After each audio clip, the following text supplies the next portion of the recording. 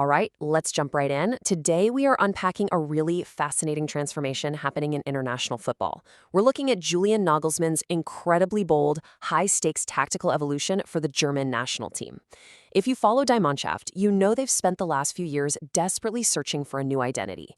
Well, Nagelsmann has stepped in and essentially ripped up the traditional playbook, replacing it with something totally dynamic. In this explainer, we're going to dive into the tactical setups, the data, and the expert critiques to break down exactly how this new machine operates. So, that brings us to the massive question hovering over this entire project. Is this highly aggressive system the ultimate solution to Germany's recent tournament struggles? I mean, they had a solid quarterfinal run at the 2024 Euros on home soil, sure, but looking ahead to the 2026 World Cup in North America, the expectations are shifting. Is this complex tactical gamble actually going to propel them back to the absolute summit of world football, or are the risks just too high? Okay, let's dive into this. We'll be looking at the double diamond structure, Joshua Kimmich's key role, the attacking power of Wirtz and Musiala, defensive transitions, Joachim Löw's criticism, and finally the 2026 World Cup target. Part 1. Double diamond structure, the tactical foundation.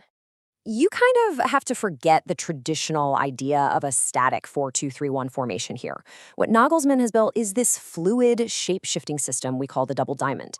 It's essentially a four-man base whose primary job is building up the play from the back and providing rest defense, meaning they're specifically positioned to defend the absolute second the ball is lost. Layered right on top of that is a highly mobile four-man attacking unit. So it's not really a formation. It's a living, breathing mechanism designed to completely overwhelm opponents. The contrast between these two units is just brilliant. The base diamond, which usually features center backs like Jonathan Tah and Nico Slaughterbeck, along with a holding midfielder and a tucked-in fullback, is the anchor. It totally dictates the tempo. On the flip side, the attacking diamond is basically pure chaos for the opposition. They operate with maximum mobility, constantly hunting for vertical gaps to collapse the opponent's defensive lines, so the bottom provides the solid foundation while the top creates the magic. Section 2. Key role, Joshua Kimmich, the tempo dictator. When we talk about orchestrating this base diamond in the first phase of play, Joshua Kimmich is the undisputed number one. Under this system, he's often deployed as a right back on paper, right? But in practice, he constantly tucks inside to form that base. He is the absolute tempo dictator. He keeps the ball ticking with the center backs and is always scanning for those sharp diagonal or vertical activation passes that cut right through the opposition to feed the front line. Literally, without his precision, the whole structure stalls out. 3. Attacking power, Wirtz and Musiala, the creative engine. And this brilliantly illustrates how the whole machine links together. If the base diamond is the brain, the attacking diamond is the devastatingly fast fist, powered heavily by the synergy of Florian Wirtz and Jamal Musiala. Kimmich operates deep, breaking the lines with his passing. Those passes find Wirtz, who has this absolute masterclass ability to drift right into the pockets of space between the opponent's midfield and defense. Wirtz then combines with Musiala, whose main job in the final third is to just drive at defenders with incredible pace and create those primary scoring chances. It's a truly devastating, creative synergy. But how do they actually force that space open? Well, they use a very specific mechanic. The attackers intentionally receive the ball right between the defensive units. Then they execute what analysts are calling in-out yo-yo movements. Instead of just shifting the ball from side to side, which most defenses are totally comfortable dealing with, they force the opponent's block to stretch vertically. It completely messes with the distances between the defenders and the midfielders. The result? Instant indecision, and suddenly there's exploitable space for game-deciding stars like Musiala to just burst right through. Part 4. Defensive transitions, the fatal flaw. So the crucial point is, every highly aggressive setup comes with a trade-off. When possession is lost, this system leaves some pretty glaring structural holes.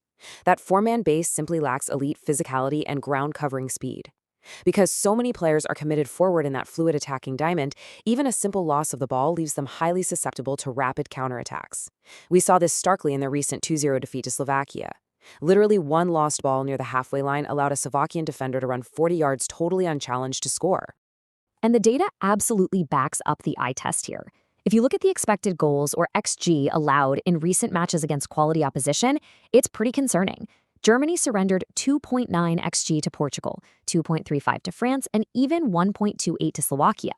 For a team with serious World Cup winning aspirations, consistently giving up these kinds of high-quality chances in transition is a massive red flag.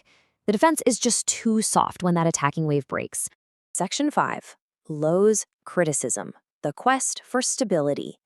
Now, it's one thing for data analysts to point out these flaws, but it carries a totally different weight coming from the man who lifted the World Cup for Germany. Former manager Joachim Löw recently offered a really balanced critique. He praised their progress, making it clear the team has been significantly better over the last couple of years under Nagelsmann. But he hit the nail on the head regarding the exact fragility we just analyzed, a real lack of consistency and stability. The incredible attacking flair is absolutely there, but the bedrock beneath it is shaking. This actually taps into a much wider debate happening in German football right now. For years, there's been this obsession with trying to play playfully, basically trying to solve every single problem with beautiful Spanish-style technique. But the solution to this defensive fragility is much more straightforward, a return to essential defensive grit. Experts, and even core players like Antonio Rudiger, are openly stating that the team needs to get back to doing the dirty work. You can't just outscore everyone. You need a resilient, aggressive winning mentality in those chaotic transition moments if you want to survive tournament football. Part 6. 2026 World Cup target, the ultimate test. Let's move to and see how this builds towards the ultimate goal. Nagelsmann has the contract, he has the backing, and he has a brilliant yet flawed tactical system. Now he's racing against the clock. He stabilized the ship back in September 2023 and delivered a respectable Euro 2024 run. Now we're in this absolutely crucial 2025-2026 window. This is where World Cup qualifying happens, sure. But more importantly, this is the laboratory where those tactical fixes have to be made. By the time June 2026 rolls around, that transition defense problem has to be solved or this entire project ends in disappointment. So I leave you with this final thought to ponder. We've seen the sheer brilliance of the double diamond. We've seen the majestic interplay of Wirtz and Musiala, but we've also seen the clear structural vulnerabilities that get exposed the second the ball is turned over. Will Julian Nagelsmann's high-stakes tactical gamble ultimately pay off in 2026? Can the sheer firepower of this modern German machine overcome its own defensive fragility?